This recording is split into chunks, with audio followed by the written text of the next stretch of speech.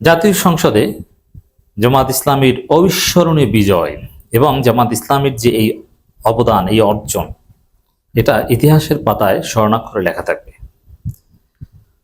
একদিন বাংলাদেশে এই সংসদ ইসলামী সংসদ হবে, ইসলামপন্থীদের সংসদ হবে। একদিন বাংলাদেশে গণতান্ত্রিকভাবে ইসলামী বিপ্লব হতে পারে, বা যেভাবেই হোক না কেন হবে। এই সংসদেই দেখবেন, এই মানিক মিয়া এভিনিউর এই সংসদ একদিন ইসলামী সংসদ হবে। তখন জামাতকে শ্রদ্ধার সাথে স্মরণ করা হবে। দর্শক, এরকম ইসলামী সংসদ না হলেও জামাতের নাম ইতিহাসের পাতায় স্বর্ণাক্ষরে লেখা থাকবে। আজকে যেরকম নামাজের বিরতি দেওয়া এবং সংসদে মাথা ঝুঁকে প্রবেশ করার বিধান রহিত করা, আরো নানান কিছু বাতিল হয়েছিল আল্লামা দেলোয়ার হোসেন সাঈদীর জোরালো ভূমিকায়, জোরালো প্রতিবাদে। এটা সবাই স্মরণ করে যে আল্লামা সাঈদী 96-তে এটা করেছিলেন, অমুক সময় এটা করেছে। হুমায়ুন রশিদ চৌধুরী স্পিকার ছিলেন, তিনি এটা গ্রহণ করেছিলেন। এরকম আলোচনা, বা সবাই এটা, যারা প্রবীণ পার্লামেন্টারিয়ান তারা সবাই এটা রেসপেক্ট করেন। এরকমই আর একটা অধ্যায় ঘটালেন অধ্যাপক মুজিবুর রহমান এমপি, জামাত ইসলাম। তিনি সংসদে মাথা ঝুঁকে সম্মান করার যে একটা প্র্যাকটিস তিনি নিজে দেখেছেন, এটা বাতিল হয়েছে আগেই, কিন্তু তারপরও স্পিকার, ডেপুটি স্পিকার অনেকের মধ্যেই মাথা ঝুঁকিয়ে প্রবেশ করার একটা প্র্যাকটিস তিনি দেখেছেন। তিনি সরাসরি একদম স্পষ্টভাবে, কোনো ধরনের হীনমন্যতা ছাড়া, এখন তো ধর্মীয় কথা বলতে, ইসলামিক কথা বলতে হুজুরদের মধ্যে হীনমন্যতা, যে আমি এখানে একটা সরাসরি কোরআনের আইন বা ইসলামের কোনো একটা বিষয় বলবো, কি না কি মনে করে, কি না কি, কেমন না কেমন, বুঝি তো, চলিত সবার সাথে। তার চাইতে বরং জনগণের কথা বলি, জনগণের রাস্তাঘাটের কথা বলি, এটি মনে হয় স্মার্টনেস। সরাসরি কোরআন হাদিস এগুলো না বলি, এরকম একটা মাইন্ড সেট আপ এটা ঢুকে গেছে। এটা সামগ্রিকভাবে আমাদের ডেভিয়েশন এবং কিয়ামতের আলামত কিংবা দাজ্জালের ফিতনার একটা প্রভাব। ইসলামী দলও দেখবেন যে ইসলামের কথা বলতে হীনমন্যতা, এবং ইসলামের কথা বলবে না। এই যে আমি একটা কথা আলোচনা করেছিলাম যে অশ্লীল পোশাক, হারাম কার্যক্রম, অশ্লীলতা, সেটার বিরুদ্ধে ইসলামপন্থী এমপিরা প্রতিবাদ তো করতে পারবে না, বরং সেটাকে অধিকার হিসাবে তার বিরুদ্ধে যেন কেউ না বলে সেই নসিহত করবে। না, এটা যেটা সুস্পষ্ট অশ্লীলতা সেটাকে বলতে হবে না, এটা তার অধিকার। ব্যক্তিগত হোক কারো পোশাক, অথবা সামাজিকভাবে কোনো সুস্পষ্ট অশ্লীলতা, আপনি দেখছেন যে অমুক জায়গায়, অমুক বাজারে সুনির্দিষ্ট অশ্লীলতার নামে এই হচ্ছে সেই হচ্ছে, আপনি সেটা নিষেধ করতে পারবেন না, যে না, এটা তার গণতান্ত্রিক অধিকার, সে করতেই পারে। দেখেছেন না চারদিকে কি হচ্ছে? এই জন্য বলছি যে ইসলামপন্থীদের মধ্যে হীনমন্যতা আছে। আপনি বলতে পারবেন না যে না, এটা হারাম। কোনো এমপি সাপোজ মাজার অথবা যাত্রা গান বা এরকম কিছু একটা, বা কারো ইসলামের যে পোশাক হারাম, সেই পোশাক যদি কেউ পরে, কোনো এমপি যদি পরে আসে, অথবা কোনো নারী বা কেউ যদি পরে কোথাও, কোনো এমপির এই সাহস আছে বলে মনে হয় না যে এটা ইসলামের দৃষ্টিতে হারাম, এটা পড়তে পারবে না।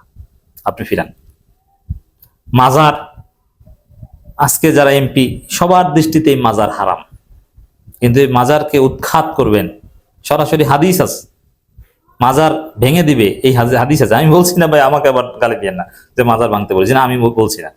ইসলামের কথা তো হুজুররা বলবে, আমরা বললো তো আবার আমরা পাল্টা গালি খাবো, এই জন্য শুধু রাজনীতির কথা বলি। তো দেখবেন যে এই যে সুস্পষ্টভাবে তারা যেটা হারাম মনে করে, তাদের কাছে দলিল আছে, ওইটা তারা বলতে পারবে না। হীনমন্যতা। অবাক হচ্ছেন? আমি চ্যালেঞ্জ দিয়ে বলছি, সামাজিক অশ্লীলতা, পর্দা, এগুলোর বিরুদ্ধে, আরো নানান বিষয়ের বিরুদ্ধে বলতে পারবে না। দলিল আছে কিন্তু বলতে পারবে না, বলবে না। কারণ কি? তাহলে তার রাজনৈতিক ক্ষতি হবে, তার গণতান্ত্রিক ইমেজ নিয়ে প্রশ্ন উঠবে। তাহলে তার বিরুদ্ধে সবাই প্রচারণা চালাবে যে মৌলবাদী, উগ্রবাদী, নানান কিছু। বরং এগুলো সহ্য করার পক্ষে দলিল টলিল আমরাই খুঁজে দিই, যে না, এটা সহ্য করতে হবে, আমরা সুশীল হই। না, এটার বিরুদ্ধে বলা যাবে না। আরে এটার বিরুদ্ধে আপনি কেন বলবেন? জামাতের কেউ ভুলে বললে, কেউ কোন সামাজিক অশ্লীলতা বা হারাম কাজ প্রতিরোধে যদি কোনো সামাজিক তৌহিদি জনতার কোনো কমিটি থাকে, ওইসব কমিটিতে যদি জামাতের কেউ থাকে তখন আমরা আবার নচিত না না জামাতের লোকজন এইসব কোনো কমিটিতে থাকতে পারবে না, এইসব কমিটিতে থাকলে আপনি ক্ষমতায় আসতে পারবেন না। অথচ ইসলাম কি বলে একটু বলেন তো। এই পরিস্থিতিতে অধ্যাপক মুজিবুর রহমান ব্যতিক্রমী ক্যারেক্টার। এই যে এতক্ষণ যে হীনমন্যতার কথা বললাম, এগুলো অধ্যাপক মুজিবুর রহমানকে স্পর্শ করতে পারে না। অধ্যাপক মুজিবুর রহমান তিনি স্পষ্টবাদী যে কোরআনের আইনে রাষ্ট্র পরিচালনা করুন, সংসদ পরিচালনা করুন, এই কথা একমাত্র তিনিই বলতে পেরেছেন। এবং এই সংসদে মাথা ঝুঁকিয়ে সম্মান প্রদর্শন এটা বাতিল হয়েছে অনেক আগে, কিন্তু তারপরে এই প্র্যাকটিসের বিরুদ্ধে স্পষ্ট কথা একমাত্র অধ্যাপক মুজিবুর রহমানই বলতে পেরেছেন। এবং তিনি সাহস করে বলতে পেরেছেন, যার ফলে খবর বাতিল হলো সংসদে মাথা নুয়ে প্রবেশ বা ত্যাগের নিয়ম। আসলে এই ফিতনার যুগে ঈমান রক্ষা করা যে কতটা কঠিন, আমরা যারা একটু বিভিন্ন দেশে চলাফেরা করি আমরা জানি। যেটাকে মহা অপরাধ মনে করে এক সময় যেটা থেকে ফিরে থাকতে, বা যেই কাজ ভুলে করলে নানানভাবে কাফফারা দেওয়ার একটা রীতি ছিল জামাতের মধ্যে, শিবিরের মধ্যে বা নানান জনের মধ্যে, এই কাজ এখন গর্বের সাথে করা হয়। ওই কাজ মানে যে কাজ করলে শিবিরের সাথী হওয়া যায় না, সেই কাজ করলে এখন শিবিরের সবচেয়ে ভালো নেতা হওয়া যায়। পর্দার কথা বলছি, যে শিবির নেতা নারীদের সাথে বেশি মিশতে পারবে, হাসি দিয়ে ছবি তুলতে পারবে এবং নারীদের পাশে বসতে পারবে, নারীদের সাথে নিয়ে সফর করতে পারবে, সেই হচ্ছে সবচেয়ে ভালো নেতা। ভুল বলছি? এখন এটার বিকল্প কি সমাধানকে আমি সেটা বলছি, এটার যে রিয়ালিটি, আমাদের রিয়ালিটি যে কোন জায়গায় আসে এটা আমি জাস্ট বুঝিয়ে দিচ্ছি। কিন্তু তার মধ্যেও অধ্যাপক মুজিবুর রহমানরা কিন্তু ঠিকই তাদের ঈমান আখলাক মৌলিকত্ব ধরে রাখছেন এবং বলছেন এবং সফলতাও পাচ্ছেন। বাতিল হলো সংসদে মাথা নুয়ে প্রবেশ বা ত্যাগের নিয়ম। খবরটা একটু দেখেন।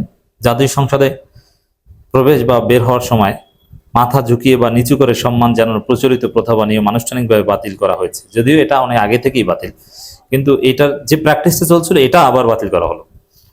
জাতীয় সংসদের অধিবেশনে স্পিকার হাফিজউদ্দিন আহমেদ এ তথ্য জানান।